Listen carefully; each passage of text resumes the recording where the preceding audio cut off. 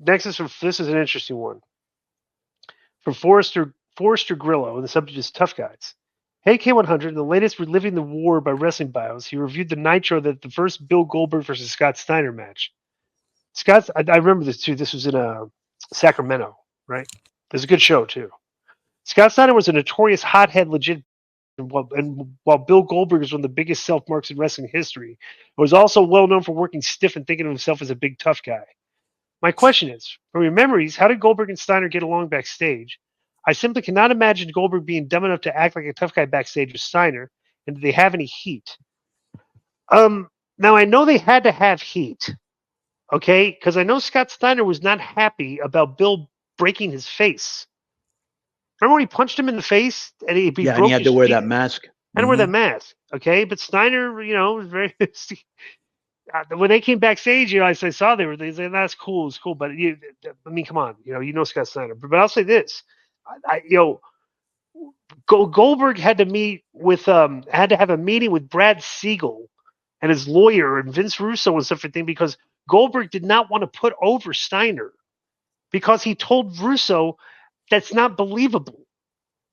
What? You didn't know this?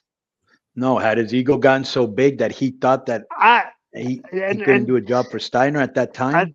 I like Bill, bro, but I did too. But they only wrestled 2 times. I think what happened with Goldberg is the wrong guy's got in his ear and worked him up into worked him up into right.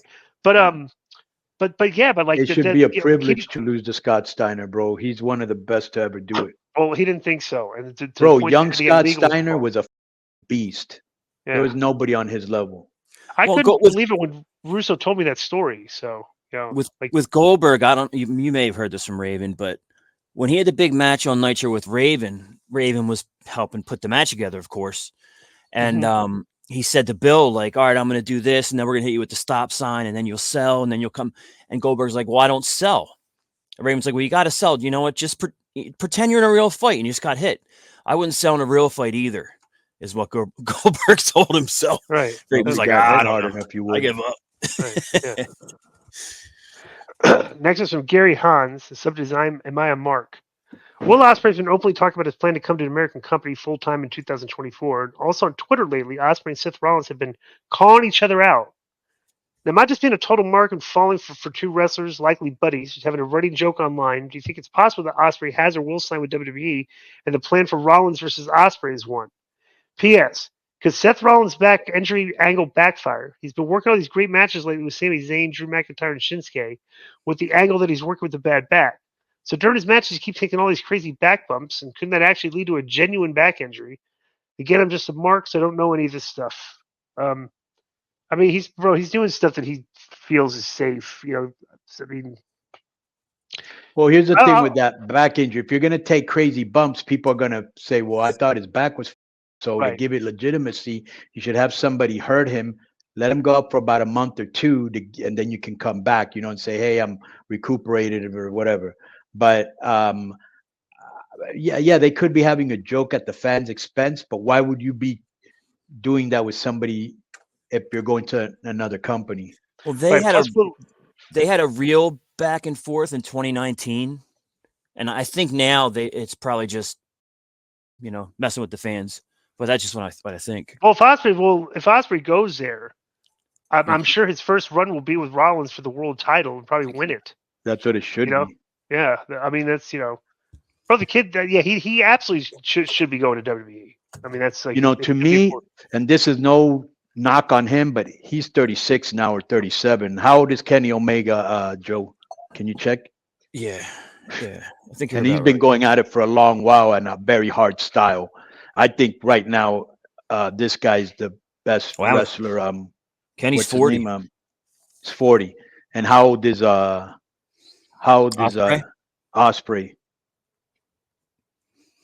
Ospreay's 30. That's all? Yeah, man. Perfect age. Yeah. Boy, he should have. Yeah, he should. These are his best years. Oh yeah. And his name was around forever. I'm sure, like we heard about him with Ricochet coming. I probably knew about Ospreay for forever, but I didn't really know of him until this year when he started doing AEW stuff. I knew of him, but I hadn't seen him. And yeah, man, this is it for him right now. This is his prime. He's great. He's great at everything at this point. Even his mic is great. Yeah. Next is I Tommaso seen him the first time like maybe 10 years ago or 9 years ago, and then I think about 7 years ago I went to PWG. Maybe Penta and Phoenix were working there that day, and I asked him if he would relocate to Mexico, but he didn't want to leave his girlfriend. Next is Oslo Garrison. Subject is have the Marks finally lost it. News came out over the past few weeks that Bray Wyatt will not only be inducted into the 2024 Hall of Fame, but he'll likely be the cover star main story mode of the next WWE game, WWE 2K24. I don't think anyone would say it's not a fitting tribute to a guy who passed away so tragically young. And really, while not exactly the greatest in-ring performer of all time, he really did have a big impact during his short career. Here's my issue, though, guys. The marks like JD from New York, Inside the Ropes, and even Eric Bischoff's John Alba are all taking credit for it. These guys generally think that they have such a massive influence on the wrestling business that they think they're the reason for WWE doing the most obvious of things. Is this the worst case of Mark Delusion you've ever heard of? I haven't heard any of these guys say this. I just and I just looked it up. There's absolutely nothing in the news really about Bray going in. Now he might go in, and maybe this guy saw it speculated about somewhere, but I don't see anything. So let's flag. Let's give the guy a yellow card for potential. Definitely hasn't been announced or anything like that. Right. Here's the problem, bro. When there's no way 20 years ago, JD. I don't know who John Alba is, so I can't discuss him, but. JD, because you showed me a video of him. He's the guy that had the weird shades that was cutting promos on us. Yeah, with the beard. That looked like New York Taylor Park trash, kind of. Well, that guy, he, and from what I understand, he's got a lot of followers. Yeah. Just probably, but these people, they wouldn't have even been in our business 20 years ago. You know what I'm saying? But now anybody can be in the business. Any Yahoo, can be in our business, and they think they're a part of the business, which they're not. And I don't know what makes his opinion any better than any other fan. Is he funny? Is he smart? He yells. He does like a New Yorker, and he yells. And remember, he yelled about Cody leaving, and he gets angry at stuff. And the thing is, his takes. Yeah, like you could call his show. Like things that don't age well, right? Like he's never it's like he'll say stuff and like that, and then like months later you go, oh, how did that work out? You know what? Maybe people find him entertaining. Like a lot of times I'll see Alex Jones, and even though he's talking, he's screaming with so much passion. You're like, this guy is ridiculous. Do you not know you're on camera? Or maybe that's it. You do know you're on camera, and you're going overboard because people like that. Who knows? Right. He's the voice of the way too obsessed, because he's on his show yelling about Cody leaving for WWE, and how could they? And all the people that feel that way watch JD and go, yeah, that's what I feel. It's just he's a voice for that side of the fans. Could be it. It's the tip. He's what a lot of fans aspire to be, fans of the podcast. That's all it is. Next is but the guy doesn't have any inner knowledge or workings of the business. He's just because he's never been in the business. How would he? But he does announcing for one of the shows. That's why, when people say, "Hey, will you listen to my podcast?" I go, "Bro, I don't mean to be a. What am I going to learn from you? You're a fan, right?" Next, Matt Miller. Subject is Meltzer numbers. Hey guys, I want to add some context to recent discussion regarding Meltzer subscriber numbers.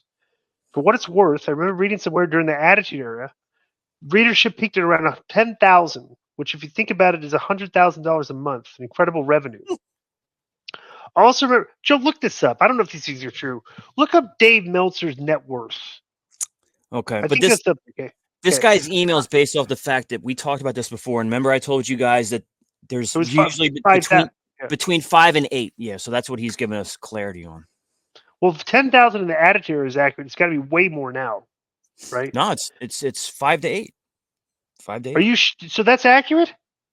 I would say so, but he explains a little bit here. Like the awards only get 1 to 2,000 votes. Who explains it? This guy Matt, the email. Oh yeah, let me read. Yeah, let me finish email. Yeah. Also remember that his yearly awards only get 1 to 2,000 votes. Anyway, so I don't get suspended. I'll ask a question. Where does Will Ospreay end up working in front of 2,000 fans at Rampage or signing with WWE? Love the show and the Patreon. Thanks, Matt. Yeah, we already talked about Will and it Ospreay. says, I hope he works in WWE. Go ahead. Yeah, it says Dave's worth 1.9 million. Really? Yeah. That's all? Yeah. Bro, if he was getting $100K a month back in the Attitude Era, that's right. And he's a frugal guy, bro. I've been to his crib. He's a frugal guy, and like spending lavishly. He's worth more than that. Right. And if he's got 7,000 subscribers, he's making 70 to 80 grand a month now anyway. So, yeah. And you add that up over $1 million a year for 30, 40, 35 Plus years. all the signings that he does, like on WrestleMania, and all the people that listen to his podcast that you got to pay. Right. He's getting paid, dude. Yeah. He's got to be worth like $8-9 million, I would imagine, at least.